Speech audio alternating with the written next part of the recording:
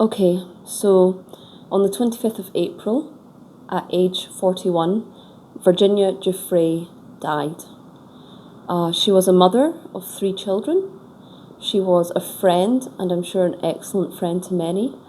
And the reason we know about her is because she was an inspiration.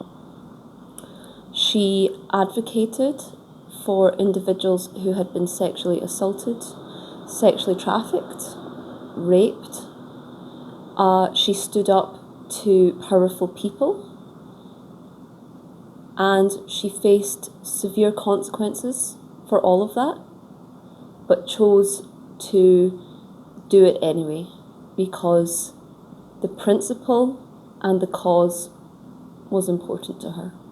So Virginia was groomed as a teenager by Jeffrey Epstein and his team. They saw that she was a vulnerable teenager, someone who had been in foster care, someone who had ran away from home, someone who had been sexually abused as a child. They capitalised on that vulnerability and they made her a masseuse, which I think it started off as massages, but then she became someone who was sleeping with Jeffrey's friends, and obviously she was trafficked and she was a teenager, so that's not consensually sleeping with them. She was being raped around the world by Jeffrey Epstein and his powerful friends. One of those friends in question was Prince Andrew. Prince Andrew raped Virginia 3 times. The first time was in London in 2001, and then he also did it twice more, once in New York City and once on Epstein's Island. And so we know that this is what he did to Virginia. We do not know about all of the other times that he may have done this to other individuals. How do we know that he did this? Well, you're technically meant to say that he's been accused of this because he's never admitted it. However, the circumstantial evidence is overwhelming.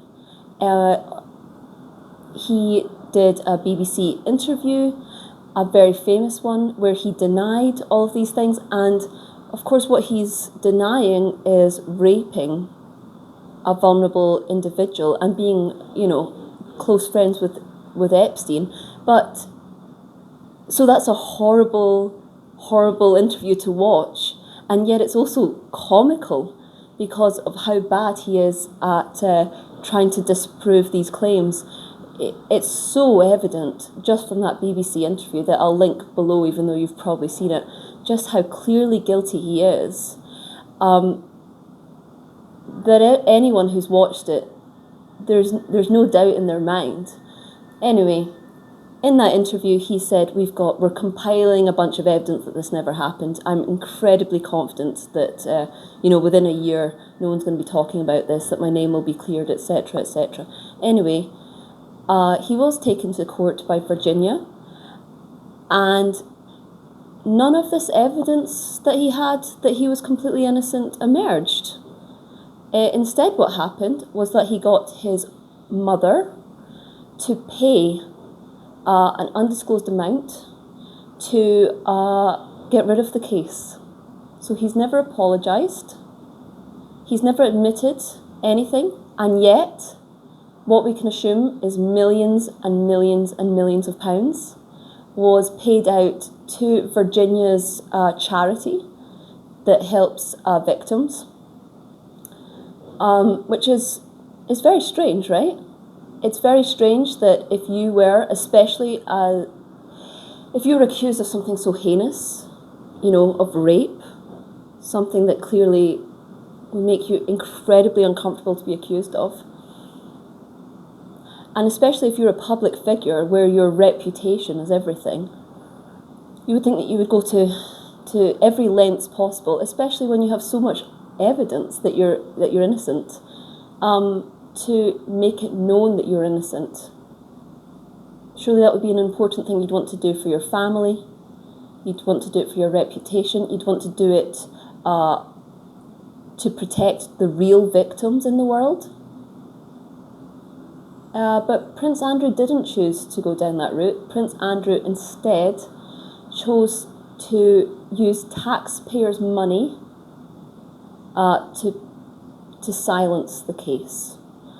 If you're British, then this week you will have been aware of quite a horrible story, which is that a grandmother, a 60-year-old grandmother, was refused disability benefit despite the fact that she had a chronic illness that meant she couldn't work more than 30 hours a week. And the financial stress of that, knowing that she couldn't pay her mortgage, it meant that she killed herself.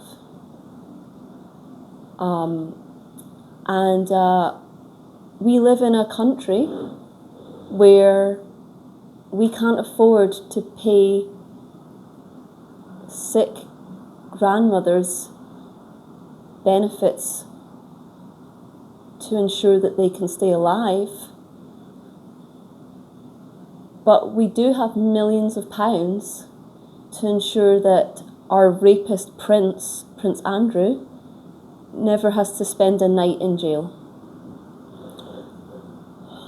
So why is this upsetting? Well, okay, I'm going to trust my audience that I don't need to explain to you why rape is upsetting. Let's just take that as obvious. It's a horrible, horrible thing to do to a person. It's a physical violation.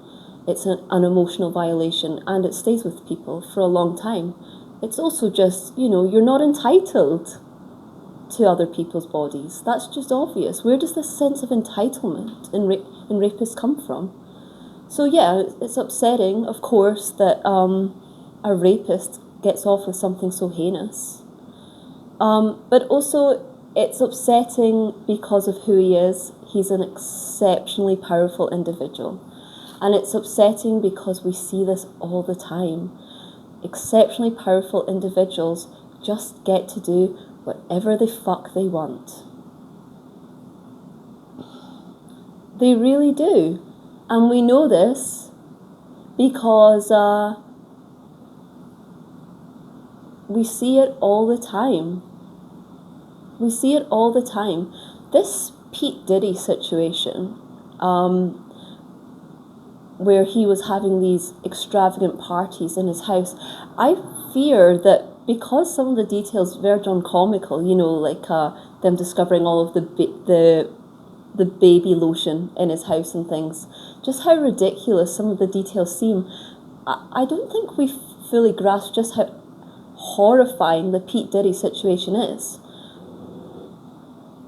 Pete Diddy had parties in his mansions over the course of decades, where almost everyone in Hollywood was invited at one point, and at these parties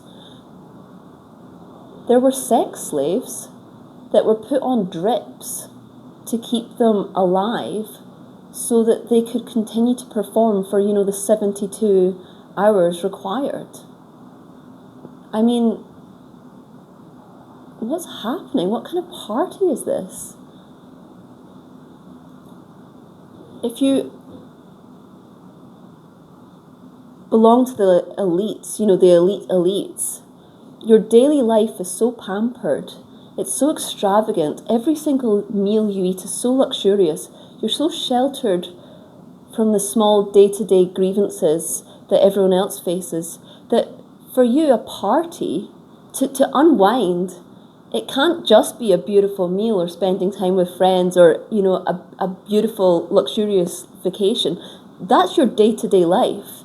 For these people, a party has to be so extreme for it to elevate you to another level. And this is how you end up in situations where Pete Diddy parties exist that are just so unfathomable to the average mind that you would even be able to enjoy that. But if your day-to-day life is so luxurious and so out of touch, that's the elevation, that's the extremeness you need to be at a place that you consider a party. And that's why the Pete Diddy parties exist, and that's why Epstein Island existed. It's because these elites, they just live a life that you can completely not imagine. And they're so far removed from reality that the idea that it's even morally egregious to rape a vulnerable young woman, I mean, they don't think about these people as real people. They're so removed. And that's why the main effect Prince Andrew has felt from this emerging situation is that he begrudges and resents that this has affected his reputation. There's nothing else to it. There's no other consequences he's faced. There's no moral guilt. He's livid that his reputation has been compromised.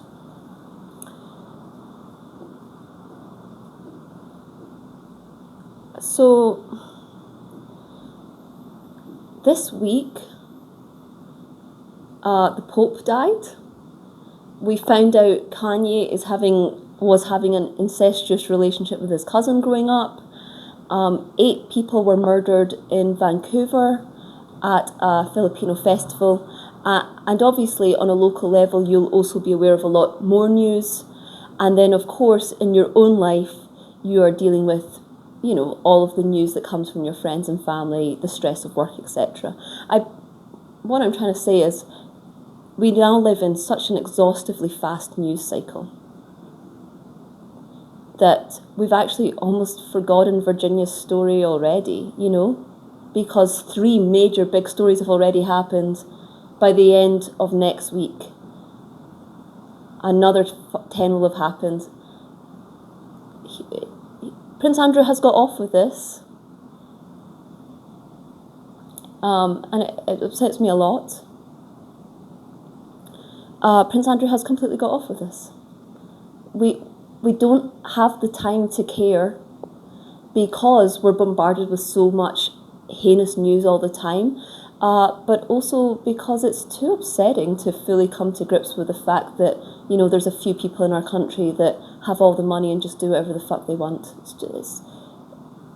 It's too upsetting to fully sit with. So to protect ourselves, we don't. This isn't me bringing up some kind of obscure conspiracy theory I saw online. Under basically every article that I read about Virginia, the main comment was saying, "Oh yeah, she died. She committed suicide, did she? How convenient." Basically, a lot of people believe that she was killed to be silenced. And all I'll say is that is certainly a possibility. If we live in a world where people have their own private, sex islands, then of course we also live in a world where those same types of people, have the resources, have the lack of morals to pay someone to get a person killed. That will have happened a million times before. It could have happened in this case. It's certainly a possibility. It's not like that's something Prince Andrew is morally above. It's not like that's something Prince Andrew wouldn't have the contacts to be able to organise. But I don't want this to become a debate of, did Prince Andrew kill Virginia or not? He did. He did kill her. Because Virginia was raped by Prince Andrew during her formative years. She was her name was dragged through the mud by Prince Andrew. She never got any closure. She never got any respect. She was not treated as a person. The emotional toll of what Prince Andrew did to her lived with her every day. It will have affected her children. It will have affected even the happiest moments of her life will have been slightly compromised because of this rapist, Prince Andrew. So he did kill her, because people do kill themselves after experiencing sexual assault.